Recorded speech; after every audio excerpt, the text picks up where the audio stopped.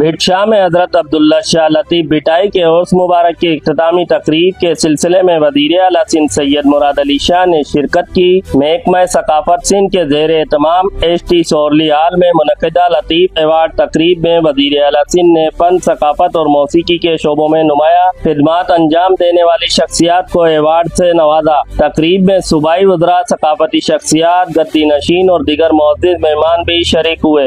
تقریب کے دوران وزیر اعلیٰ سندھ سید مراد علی شاہ نے مختلف فنکاروں اور ثقافتی شخصیات کو لطیف ایوارڈ پیش کیے، جبکہ نامور گلوکار شمن علی میرانی کو بھی بہترین گلوکاری پر لطیف ایوارڈ سے نوازا گیا۔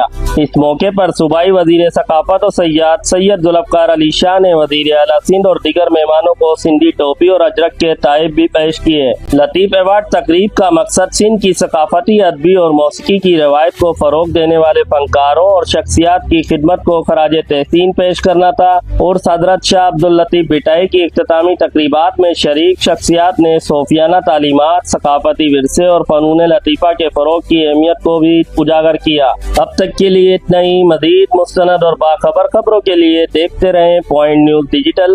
اگر آپ نے ابھی تک ہمارے چینل کو سبسکرائب نہیں کیا تو چینل کو سبسکرائب کریں اور بیل آئیکن کو ضرور دبائیں۔ اپنی قیمتی رائے کمنٹس میں دیں، ویڈیو کو لائک کریں اور شیئر کریں۔ تب تک کے لیے اپنے میزبان سید وسیم بخاری کو اجازت دیجیے۔ اللہ نگہبان۔